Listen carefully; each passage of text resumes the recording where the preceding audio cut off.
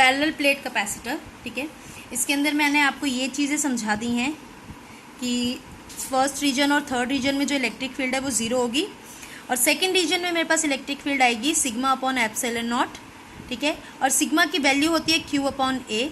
इस Q upon ए को मैंने यहाँ पे पुट कर दिया है, E is equals to Q upon A epsilon naught हो गया है। और हमें पता है इलेक्ट्रिक फील्ड की जो डायरेक्शन है it is from positive to negative, वही लिखा हुआ है यहाँ पे। अब ये रिलेशन भी मैंने आपको बोला था याद करने के लिए, वेद B is equals to E D. यहाँ पे आप इस ई की वैल्यू पुट कर सकते हैं Q upon A epsilon not, तो आपके पास v is equals to Q upon A epsilon not आ जाएगा। अब आपने इससे अभी जस्ट पीछे ही किया है c का फॉर्मूला, कैपेसिटेंस का formula. It is given by q upon b। Capacitance of a conductor is given by c is equals to q upon b। तो c इज इक्वल्स टू, मैंने v की value put कर दी है यहाँ पे, q से q कैंसिल हो गया, आपके पास आ गया c is equals to a epsilon naught upon d.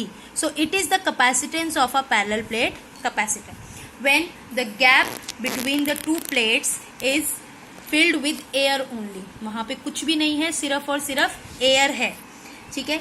मान लो अगर मैंने अब इस गैप को एक डाइलेक्ट्रिक मीडियम से फिल कर दिया है, अ डाइलेक्ट्रिक मीडियम इज इंसर्टेड। अब हम लोग क्या करते हैं, हम लोग मान लेते हैं कि सी नॉट क्या है, C naught is the capacitance of the capacitor when no medium was there, कोई भी मीडियम नहीं था, मतलब वैक्यूम था। और मान लेते हैं C हमारा कैपेसिटेंस है जब हमने वहाँ पे एक डाइलेक्ट्रिक मीडियम इंसर्ट कर दिया है जिसका डाइलेक्ट्रिक कांस्टेंट है K। हमें C की वैल्यू निकालनी है, ठीक है। तो हम आगे चलते हैं। हमने ये किया है कि जो डाइलेक्ट्रिक कांस्टेंट है it is nothing but relative permittivity.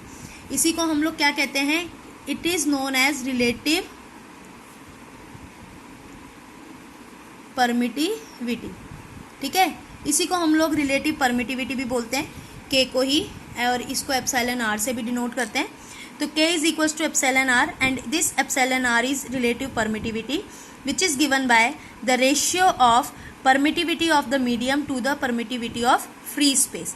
यानी के इज इक्वल्स टू आपका हो गया epsilon M upon epsilon naught and this is equals to F naught upon F M. और क्योंकि f और f is equals to E into क्योंकि f is equals to आपका q into ई होता है, तो q से q कैंसिल हो जाएगा, इसलिए E not upon E M आ जाएगा। अगर आप यहाँ पे q into E not upon q into E M लिखेंगे तो q से q मेरा कैंसिल हो जाएगा, तो ई नॉट अपॉन ई एम। यानी कि हमें यहाँ से ये पता चल गया इस रिलेशन से कि k is equals to E not upon E है, where E not is the electric field between the gap when the vacuum was there and E is the electric field between the gap when a dielectric medium was inserted, ठीक है। अब E not की value हमें पता है, पीछे ही अभी हमने निकाली है, it is given by Q upon A epsilon not, जब कोई मीडियम नहीं था वहाँ पे, फाइन। इसको हम लोग यहाँ पे पुट कर देते हैं, तो ये आ जाएगा आपका K is equals to Q upon A epsilon naught E। यहाँ से आप E की वैल्यू निकाल लोगे, Q upon K epsilon naught E epsilon naught, ठीक है। ये E is equals to Q upon K A epsilon naught, fine. अब V is equals to E D भी आपने पढ़ा है, यहाँ पे आप E की वैल्यू पुट कर देंगे, Q upon K A epsilon naught into D. Again C is equals to Q upon V होता है, V की जगह पे आपने ये वैल्यू पुट कर दी, Q से Q आपका कैंसिल हो गया, आपके पास आ गया C इज इक्वल्स टू के A epsilon not upon D. अब आप इसे अगर देखो तो ये मेरे C नॉट की वैल्यू है, ठीक है।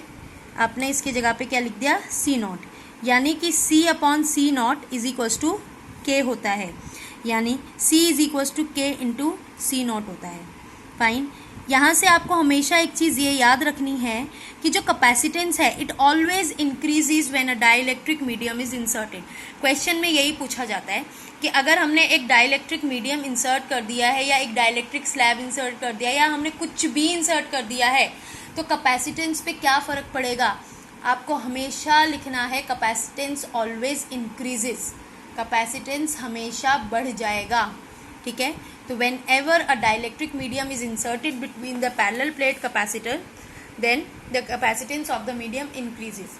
इन नेक्स्ट क्लास विल डिस्कस कि पोटेंशियल पे क्या फ़र्क पड़ेगा, इलेक्ट्रिक फील्ड पे क्या फ़र्क पड़ेगा, जब हम लोग इस गैप में एक कंडक्टिंग स्लैब इंसर्ट कर देंगे, एक डाइलेक्ट्रिक स्लैब इंसर्ट कर देंगे, तो क्या क्या फ़र्क पड़ते हैं, और कुछ क्वेश्चंस हम इसके ऊपर देखेंगे।